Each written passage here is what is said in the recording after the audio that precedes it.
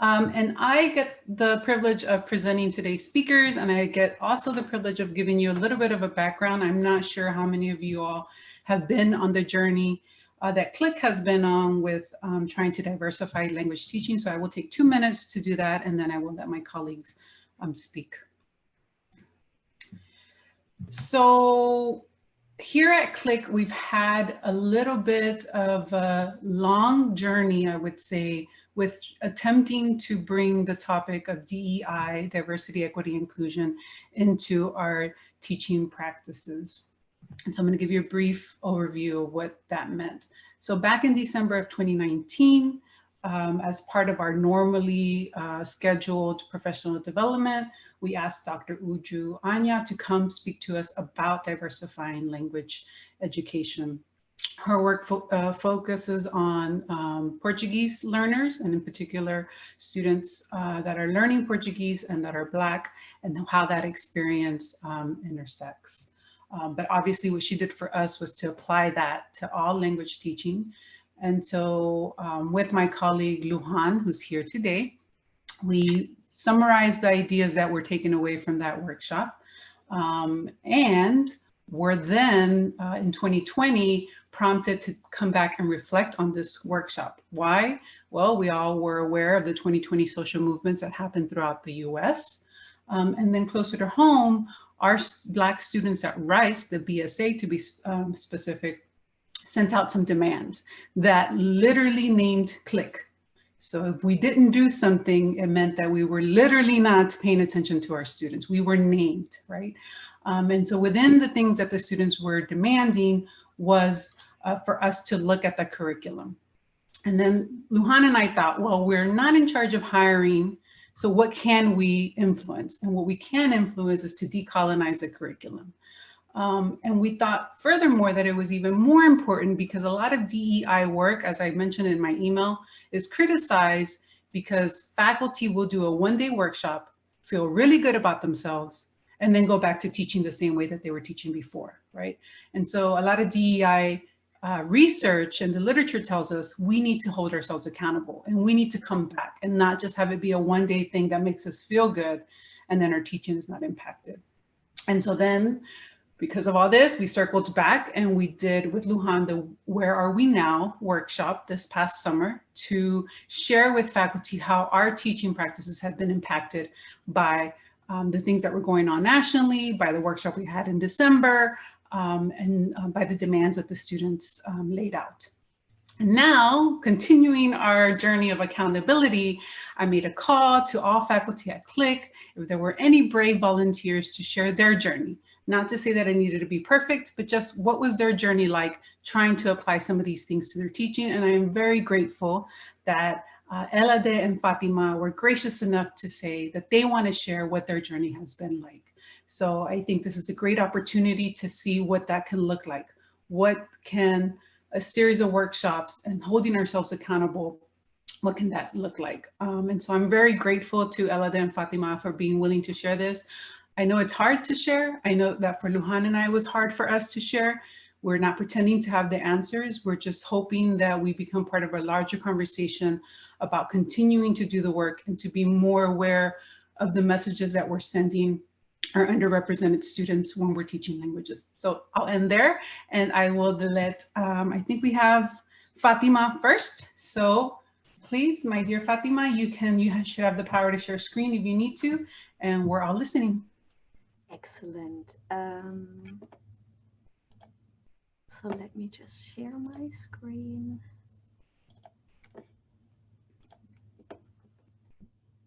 Hi, everyone. For those of you who don't know me, I saw from the participant list that we have some attendees who are not CLIC faculty, and I'm so excited about that. So a very special and very warm welcome to you. Thank you for making the time on a freezing Monday morning to roll over to your office or library, study, second bedroom, and join us here. I'm really so excited about this opportunity because it has been a personal journey for me, and I'll get into this a little bit in a moment. But I certainly want to clarify, I'm just sharing examples. I'm by no means an expert on this. I'm trying things out. I'm experimenting, and I really look forward to our discussion at the very end after both of our presentations to hear what all of you have done in your classrooms, because I know you all do things too. So for those of you who don't know me, my name's Fatima. I'm one of two German lecturers here at the Center for Languages and Intercultural Communication. And I'll keep it very briefly. I will not make this a theoretical talk. I'll share activities with you that I've done, but just to give you a quick overview. And Luziers, if you could keep an eye on the time, I don't want to go overboard. So I'll just share some personal takeaways from the recent workshops we had here at CLIC. And then I'll straight away share sample activities that I did since then, and I'll share students' reactions with you. So as Luziers already mentioned, for me, it really started with the very first professional development we had in 2019 with Manuela Wagner, who also did then the teachers workshop with us.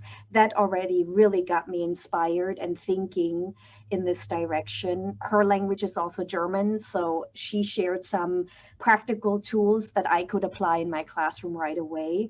Then, as Luziris mentioned, the professional development opportunity with ANYA was deeply inspiring to me.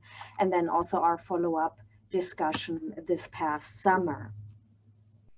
So for me, my personal takeaways, there were many, but I wanted to list a couple that really deeply inspired me. Language is how we think, how we see ourselves. And language is not separate from our personal identities. Learning a new language is figuring out how to do you in another language. And that's what Uju said.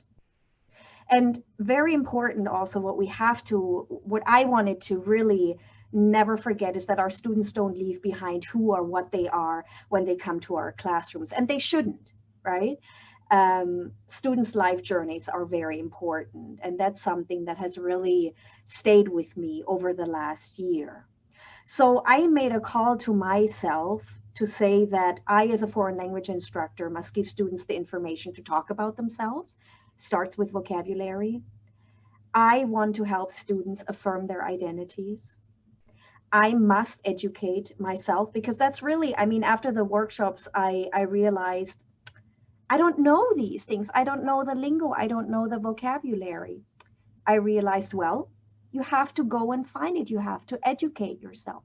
You can't just stop saying, well, I don't know these things, so I'm not going to address them. And I also was inspired and needed to reflect on my own story. Many of you know I am biracial myself, but the way I grew up was definitely focused on assimilation. There were no Hassan Minajs when I grew up. There were no, I didn't see myself represented in the German culture where I grew up, where I lived, what I saw on TV. But I didn't think any of it, you know, I wanted to be German. But these workshops have really inspired me to look at my own personal story. And I mean, I share often at workshops, many of you have heard me say that I still, you know, get asked when I started learning German or why my German is so good. That still shows me, you know, folks like me are still not considered by some as full-fledged members of the society. So that was really, really kind of shaped me. And I have been sitting a lot with how my own story can really be inspiring to students in my classes. I have also recently read a book by Brené Brown. It's called I Thought It Was Just Me. And one quote really, really stuck with me that I have here, and the book's in the library. I will return it today, so if anyone wants to go next, go ahead. But she said, when we don't see ourselves reflected back in our culture, we feel reduced. And I can certainly say that. You know, I growing up, I never really felt fully accepted for reasons I didn't know it, you know. So that really just kind of stuck with me, especially invisibility that she talked about. So I thought a lot about, I asked myself, how does being invisible make you feel, and how might it make our students feel? So I also, this is a picture from what I see when I look over my computer here in my office. I want to be the reason someone feels seen, heard, and supported. That's a call I've made to myself this 6 months ago.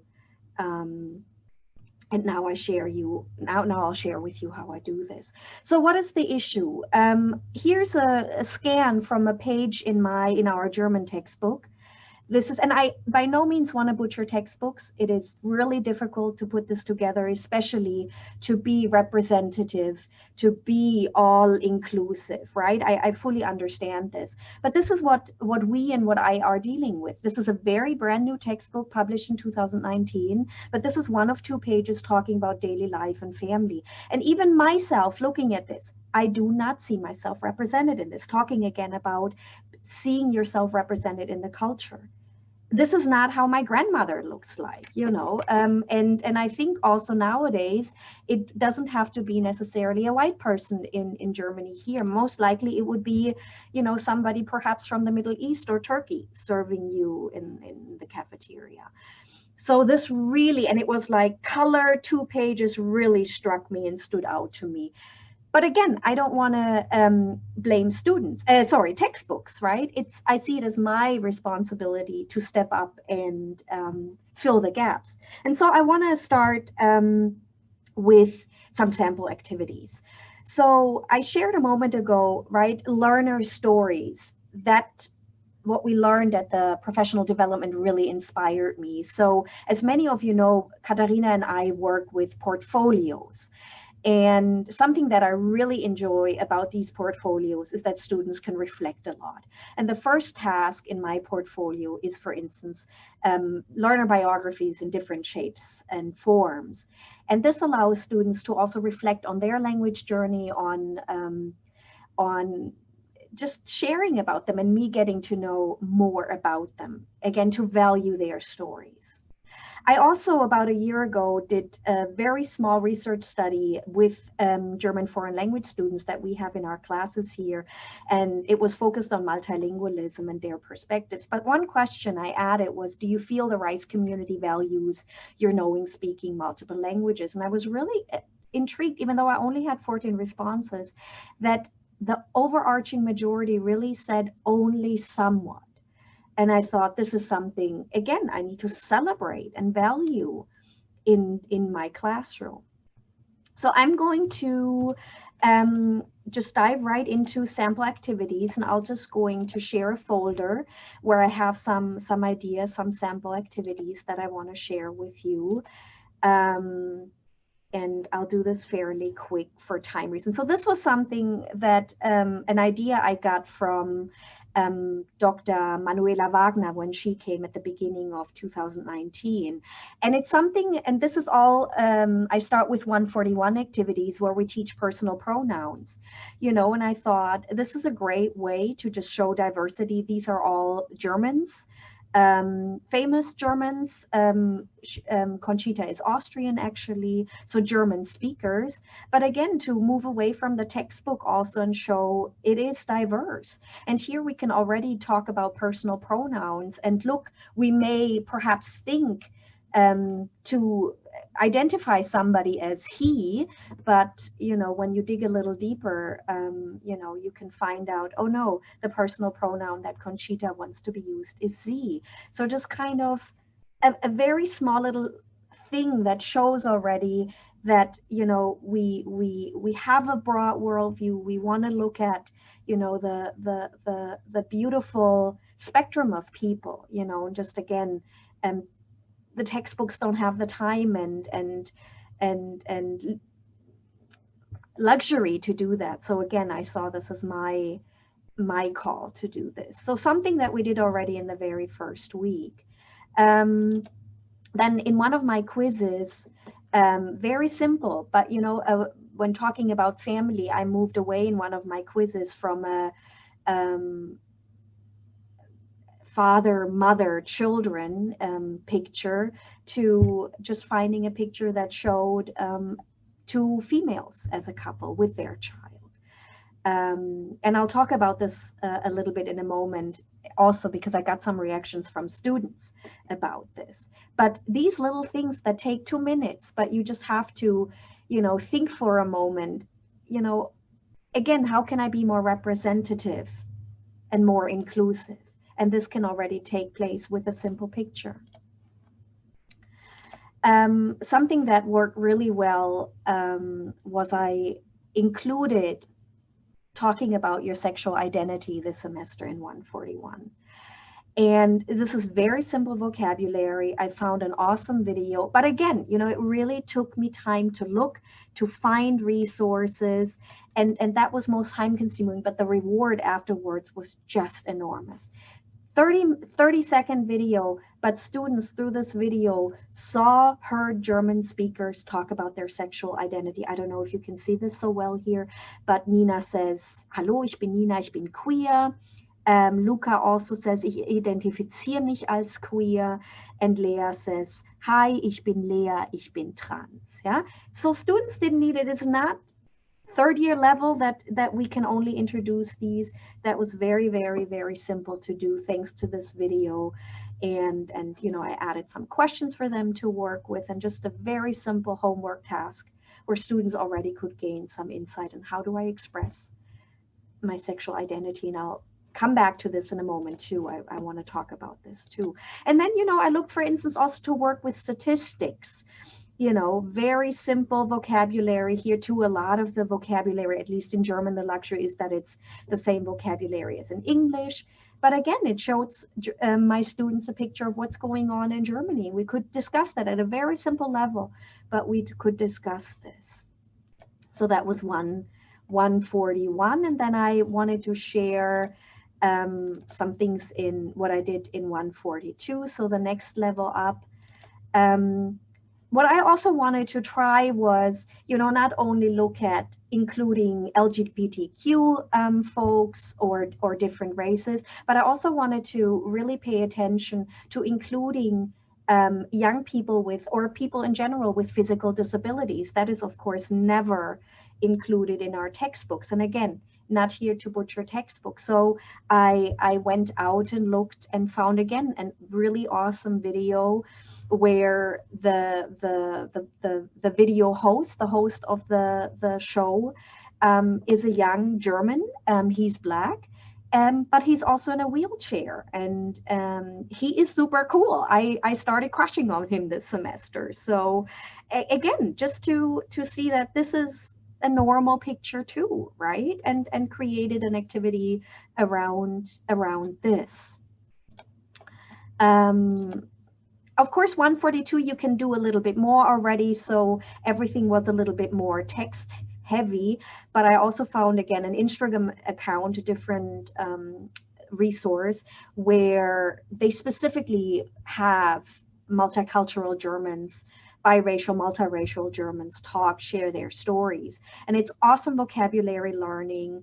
And again, seeing that we move away from the textbook scan I showed you a short while ago. So these are Germans, Sandra Lambeck has the most German name. I mean, her name is so much more German than mine, but looking at her, you may think she is definitely not German, but that is not true.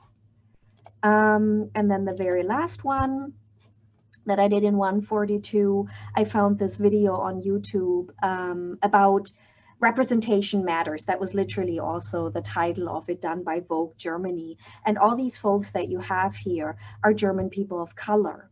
And the actual activity also had the transcript in it, so students learned a lot of vocabulary, again, talking about your racial identity, that in German the phrase people of color, the English phrase, is used, which I didn't know beforehand, again, educating yourself. And we had an awesome activity through this. Again, I took most of it out for time reasons. But, you know, I got into discussions with students about what empowers you, because apparently something else I didn't know, German uses the English word verb to empower. And we had some, again, simple, but really, really neat conversations, thoughtful conversations about this. And this video was made after the George Floyd incident in the summer, the George Floyd murder. And you just have, again, a deeper insight into German culture that you might not get in the textbook or from stereotypical representations in media. So I really, really enjoyed this, this activity in particular. So that's already what I wanted to share with you. I'll just go back to my PowerPoint real quick, because I did want to go into students' responses, because we do it for the students, right? So remember the activity I had where I had the picture of the two women and their child in a quiz. And one of my students commented on this on the quiz and said, "Thank you for the LGBT plus inclusion. It means a lot." And then remember also in 141, I had the identifying your sexual identity. And at the end of the semester, students wrote, had a writing assignment to do. And of course, I certainly did not ask them to identify their sexual identity with me, but one student did use it, you know, exactly the phrase that they got from the vocabulary in the video that I had them work on. And she included, ich identifiziere mich als queer.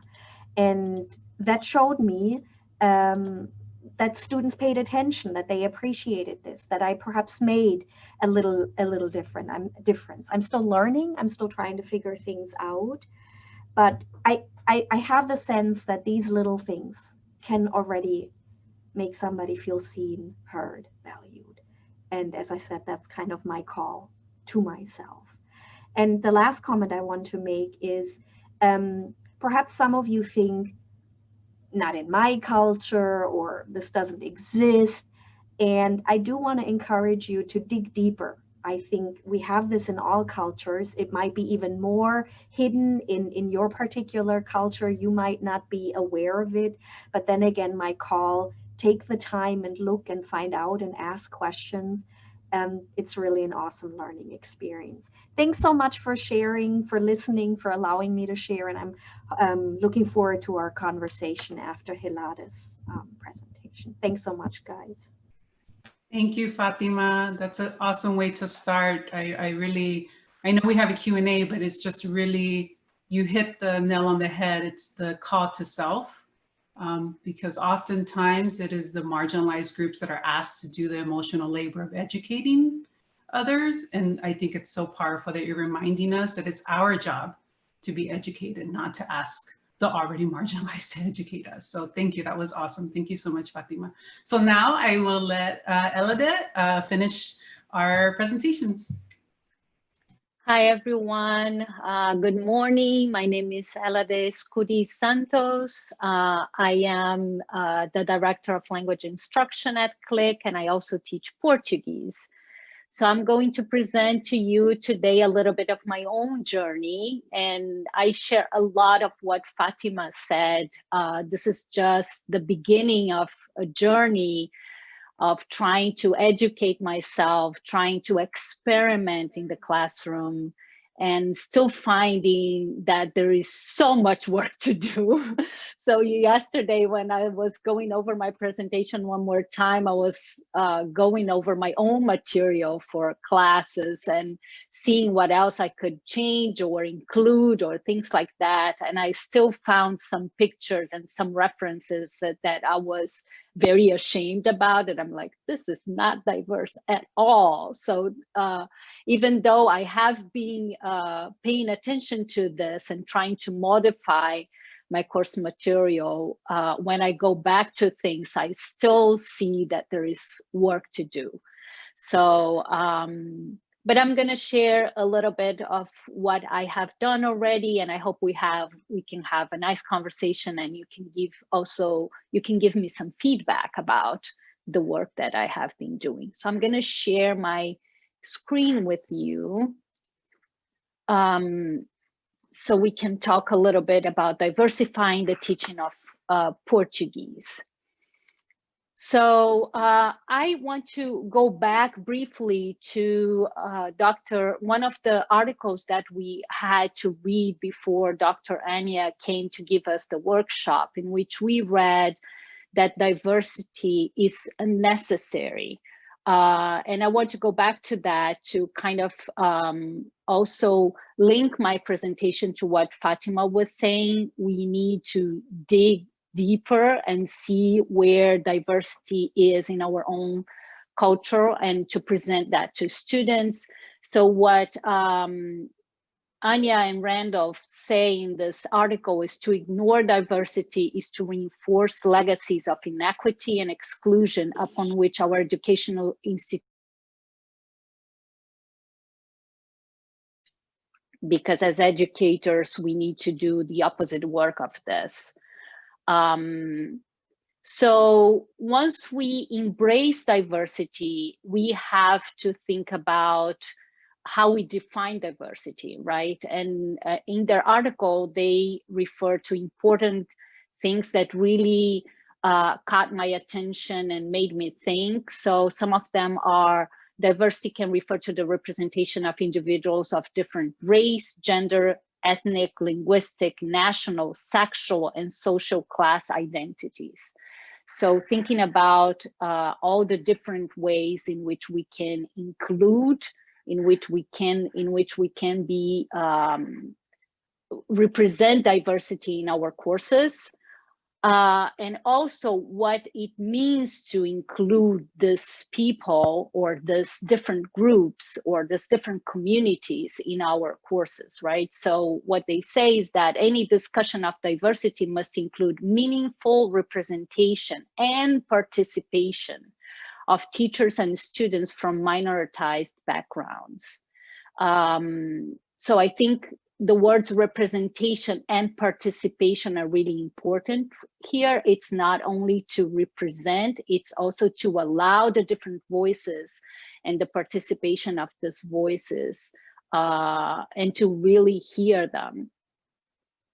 So we must, another thing that they say is that we must openly address race and racism, as well as other forms of discrimination in language education policies, instructional practices, and curriculum. So the moment in which we ignore discrimination and racism, we are allowing this to perpetuate. So we really need to address it and to talk about it, to see any changes happening. So how we enact diversity in the language classroom, right? So for me, there are two aspects that I want to talk about and to draw from their article, and that are related to diversifying our curriculum, right? So the curriculum is where I'm going to focus on, although they do talk about other aspects of diversification. And they borrow a metaphor that is in Bishop 1990's article about the diverse curriculum. And she says that a diverse curriculum should be a window, a mirror, and a sliding glass door. And I really like these metaphors because she says that the window through which students examine and learn from the perspectives of others, a mirror showing students their own experiences and cultures validated, and the sliding glass door through which students are able to enter into and experience the lives and perspectives of others. And I think combining these three things is what is my challenge, and at the same time, my own goal. So in order to do that, what Anya and Randolph add is that we must be intentional about finding and incorporating authentic resources that represent non-dominant target language and learner communities and cultural narratives. So non-white, non-heterosexual, non-cisgender, non-male, non-middle upper class, non-Eurocentric, non-English, so that these voices may be amplified in our courses. So taking that into account and having, this be the way I inform my modifications, my changes to my Portuguese courses, I want to share a little bit some of the changes that I have implemented. So I think they go in two different directions. The first one is to help minoritized students to feel included and represented. And as Fatima said, supported. I think this is also one of my goals. So I did also some of the work that Fatima showed of including images that showed ethnic diversity, non-binary, non-sexist, non-racist language, and help students to use this kind of language in Portuguese and not only in English, include readings and videos that show ethnic, gender, and socioeconomic diversity. So this to help students to feel that their own diversity is represented in the course material. And the second way in which I try to address this was to show and foster discussions about non-dominant communities and cultural narratives in Lusophone countries. So I included as part of my curriculum a discussion on racism and slavery in Brazil and the United States, and comparing how racism happens in Brazil and how it is different from the way it happens in the US, and how we can connect that to history and historical events of how slavery developed in the two different countries. So that was one of the discussions that I brought to the classroom. The other one was, for instance, the Brazilian funk, which is a music genre that was born in the favelas and that kind of gained the world after that. So I created for this semester a whole unit talking about this with my 300 level students, and this is something I'm going to share with you today. So talking about images, one of the things that I did was to show diversity, for instance, when we talk about body parts. So I showed a video about this girl showing her body, which is far from the standards of beauty. And she is also celebrating her body in this video and talking about different body parts. So we learn the vocabulary, and at the same time, we are talking about different type of body. The other type of images that I included are also related to the family unit that Fatima was talking about. So we have the students, when we talk about families, they have to read a text in which there is a comparison between the traditional family and the more modern types of families. And then they see pictures of a family with biracial or homosexual parents with 2 daughters. They see the painting of a famous Brazilian painter that paints this poor, big family, which is non-white. So they see this ethnic, diverse, and socioeconomic diversity too.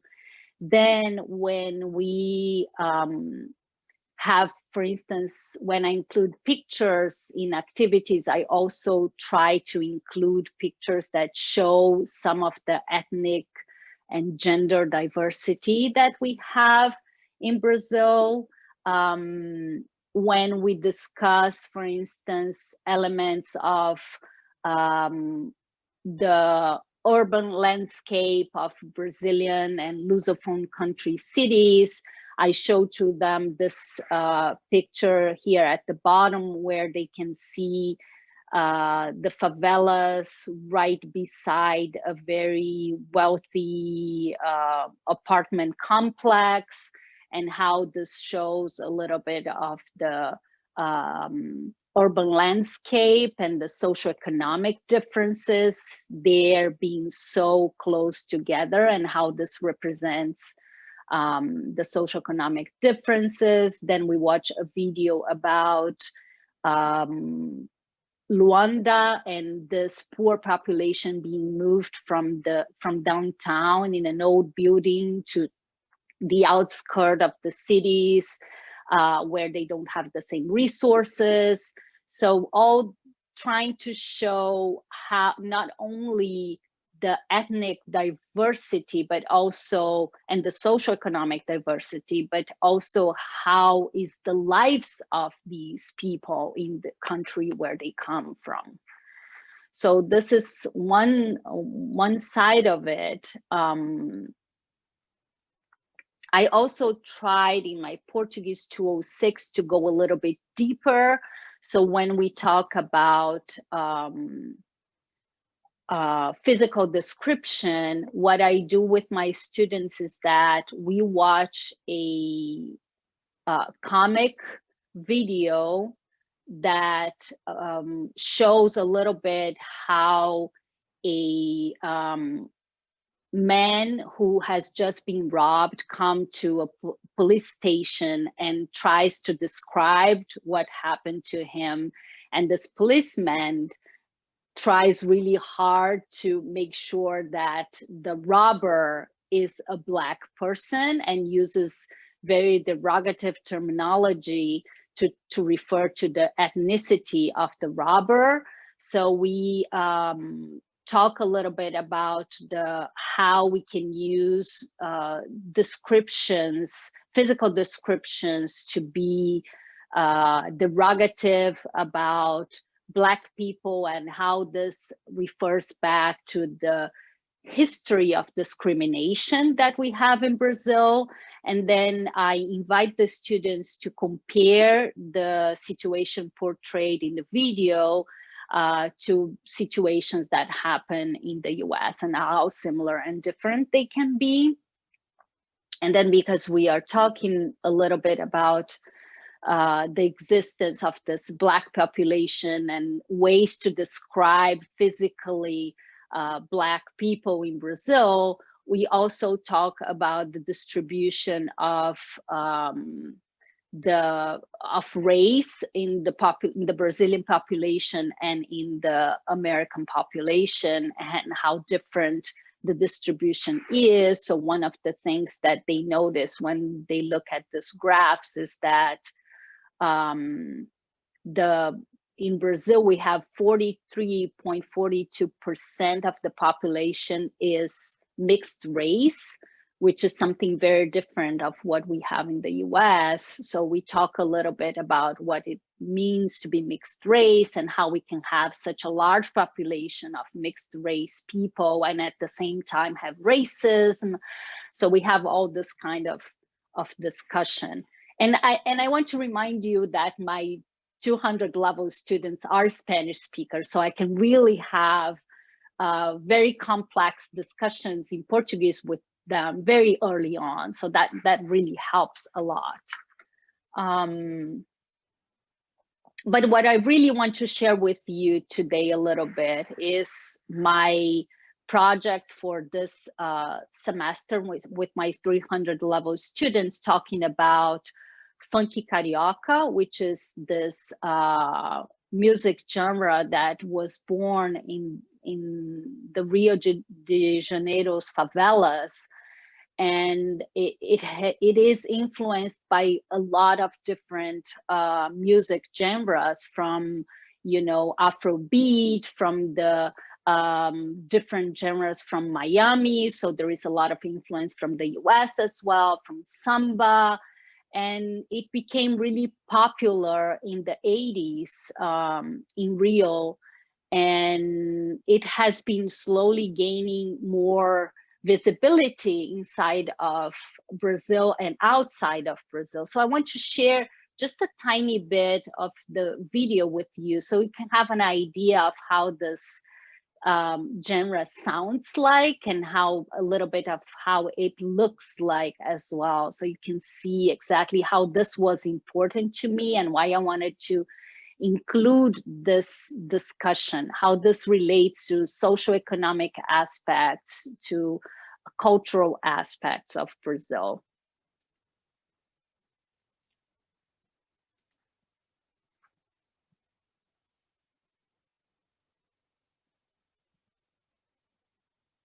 I don't think you're sharing the audio of your computer, Melody. Can you hear it? No. Okay, let me try to stop sharing, and maybe when I did this, yeah, I need to share the sound with you. I'm so sorry. Yeah, so let's see if it's better now.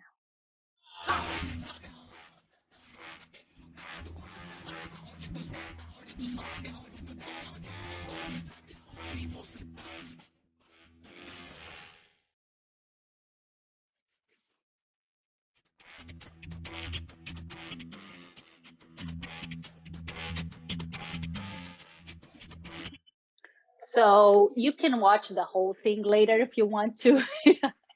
I just wanted to share a little bit with you of what this sounds like, so we have an idea of what the students were hearing.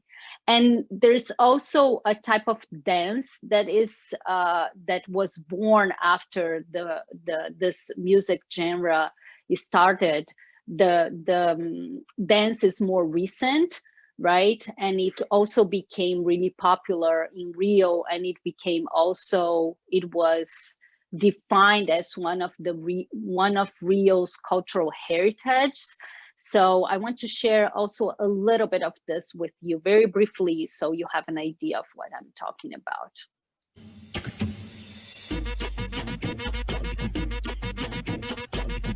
It sounds like Brazilian funk, with break dancing and hip-hop moves, mixed with traditional styles like samba.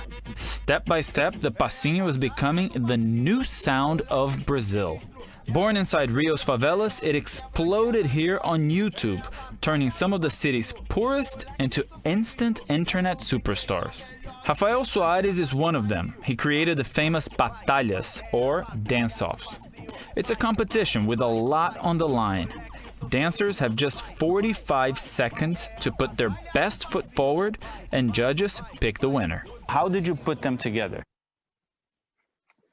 Okay, so we don't have time for the whole thing, but I also want to share with you that this type of this music genre suffered a lot of attempts to be criminalized, and it has been discriminated against in many different ways. So you can see, for instance, when the police goes, when this funk party is happening, the favelas, they are actually street parties, and it receives the visit of the police very often, which generates a lot of violence and death. There was also a bill that was presented to the Brazilian Senate in 2017 that proposed to ban funk music because it said it was related to violence and the drug trafficking. So there is also a lot of persecution that this genre of music suffers from the Brazilian elite. And this is something that we discuss also with the students, so they have to read a text about it and they have to reflect about it. The other thing that we did was we watched the first 3 episodes of a Netflix series that has funk as one of the elements of the series. So the students have to watch the 3 episodes, and then they have to describe and discuss the main characters' trajectories and how they relate to the reality of the communities in the favelas. So these 3 friends that are portrayed in the series, one of them is very much related to the funk music, the other one to drug trafficking, and the third one to the Pentecostal church. So these are 3 elements that are key for the life of the favelas in Brazil, and we discuss how the music as the cultural element, the drug trafficking, and the church are really important to shape and to dictate how people live in the favelas. And they finally observe a little bit of the varieties of Portuguese that appear in the funk lyrics and in the dialogues that they see, and that are part of a more popular variety of Portuguese that is non-standard and many times discriminated against and portrayed as incorrect. So we do some language analysis there. They finally have an assignment in which they have to create a funk playlist. So they have to choose a general topic and a title for their funk playlist. And they have to explain why they chose that general topic. Then they have to find 5 songs, and they have to write a brief justification of why each song was included in their playlist. So I wanted to share with you the playlist that one of my students created. So she created a playlist with women who sing funk music in Brazil and who are also also self-identify as feminists. So they she created this playlist with a lot of lyrics that talk about what it means to be Black and live in the favelas in Brazil. And it was a really cool playlist to see how much she could take from this project and this unit of the course. So as Fatima said, there is still a lot that needs to be done. And as I was going back to my material, I thought that I would like to include more of the African varieties of Portuguese in my classes. I also would like to include more of how African languages influenced the Brazilian Portuguese variety. I want to include more of the African and African Brazilian cultural and social elements, such as Candomblé, for instance, and Umbanda, which are Afro-Brazilian religions. We didn't have time to talk about that. And one thing that I see missing also in my classes is indigenous languages and communities. They were not very much represented in my courses, and I need to include them more. So these are my projects for the future. And that's it. Thank you so much, Elade. I think for me in your presentation, the big takeaway is we need to be comfortable with not just representation, right? That's like sort of the baby step. The first step you take is images and representation, but also articulating what those representations might mean, even if it's scary to think about having conversations about race and racism or issues that are delicate to talk about. So this was great. So we do have a few minutes if anyone has any questions for our presenters or anything that they would like our presenters to expand on. We do have time for that. So I will monitor the chat if someone wants to just ask it over chat, or they can simply raise your hand. I'm going to try to see here so I can see everyone. Luhan has her hand raised. Go ahead. I don't appreciate your tone, but okay. as risk of sounding like every old white male going to a conference, I have more a comment than a question. So thank you both. I was taking notes along both your presentations. They are so inspiring. And I was thinking about how most of us here are immigrants. And when you're an immigrant, you get into this uncomfortable position that you're like a representative of your nation, and everything you do or you say, it's like, oh, all Brazilians are like that, all Germans are like that. And that's whatever, that's what it is. It's your personal journey. But when you're an immigrant and also you're a language instructor, the thing changes and you're a professional.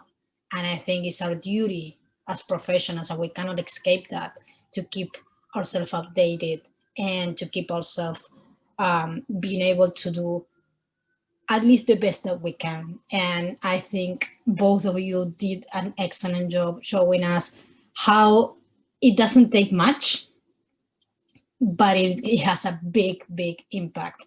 And I love how both of you represented all levels of language instruction and how everything can be done, at least with tweaking a little bit and doing some research. And again, it's not hard. It's not easy. Sorry, it's not easy. It's hard, but it really resonated with me with what Dr. Anya said at the end of that workshop, that we have to transition from being colorblind to color brave. And both of you did it today. And I'm getting emotional just to be surrounded by such brave and professional colleagues. So thank you. That's it. I have to agree. That was, you make me think of the idea of a lot of our students see our language courses as like an escape, right? They're so bombarded with biochem and all these. And so then part of you is a little scared because you want to be the fun, happy language teacher that's like, oh, let's look at these fun songs. But we're doing a disservice to our students if we don't allow our space to also be a space of deep reflection. And I think Fatima and Ella are showing us that we can do both, right? That we can be that fun escapism language space, but also have those hard conversations. So any other questions, comments? I feel like I'm teaching. Where's your homework? I have a question. I'm just wondering if either of you had any negative responses from students when you were doing these lessons. No. None. Maybe, but they kept it to themselves. Nobody who verbally let me know about anything. You know, and I always paraphrased it to saying, this is a learning journey for me. If I do something incorrectly, please let me know immediately. You know, so it was a mutual learning experience, which I appreciated. I think the only thing that I learned teaching about this is that, of course, when we talk about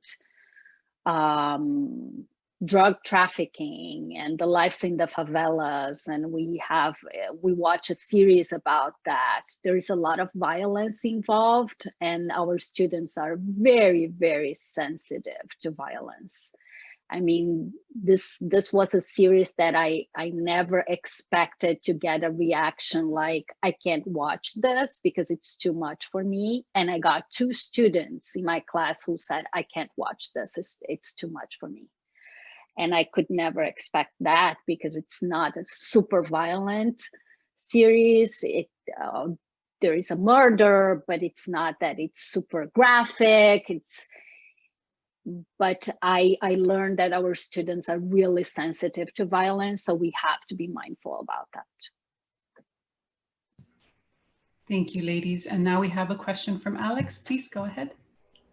Hello, thank y'all so much. This was so much fun. I am so proud I get to work it right. But forgive me if this question was asked. I was driving the whole way and had to step out for just a second. But so if it's been asked, I'm sorry. I have a question. Y'all are so kind to the textbook people, and I wonder I wonder if they deserve all of that kindness. And so my question is, what is it going to take so that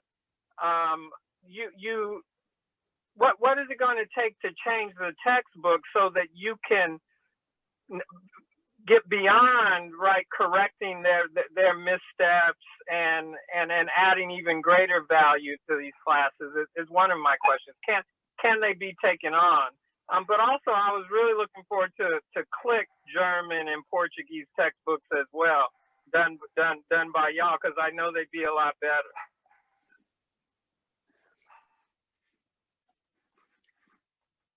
Do you want to go first, Fatima?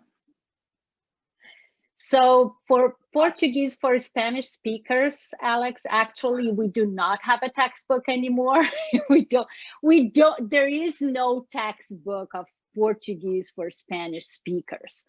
So all the material that I have been using with my Portuguese students were like creations that I've made with authentic material and a little bit of previous textbooks that I used, and one thing here and another one there that I thought it would be useful. So I took that small part from there. But I have since I think a year and a half ago, I decided that there's no point in me trying to make the students buy a textbook that I was using just a small portion of it. So I created my own material. The students print a handout at the beginning of the semester, and they are so happy about it. They really like it because it saves them a lot of money, and they recognize that the material ends up being more interesting than what they would have done with the textbook. So I have given up on textbooks for the moment. I don't really have much to add to this. I mean, on the flip side, it invites conversation with our students, right? When I had, for instance, the scan I shared with you, my students gasped when I said that I don't identify myself with these 2 pages. So there's that, but I don't really know what it would take, to be honest. But I have, while putting this presentation together, I thought of, why don't I just email them and say, just curious, A, B, and C, what their responses would be. I have no idea how the textbook producing publishing world works. And I don't really want to dwell on this much, because again, I feel it's my responsibility as a well-trained and conscientious educator to then fill in the gaps. But let's take them on. I think both of you are pointing to something that's pretty popular at our center, and I don't know if Alex is aware. There's a large percentage of our faculty who do not use textbooks for various reasons. One, the representation reason. 2, they're always a fossil. No matter how recent they've been published, the information is never current.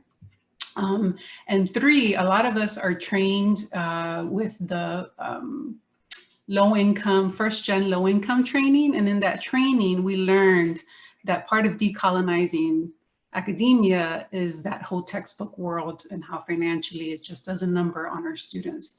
And so it kind of works out that maybe all we get is that free desk copy, and then we're able to show students, but we're not doing this, like Fatima says, we're doing that. So I think the move away from textbooks functions as a way for us to resolve several things that are wrong with the whole world with textbooks. One of them being representation, but the other being those other things. Luhan, you had your hand raised.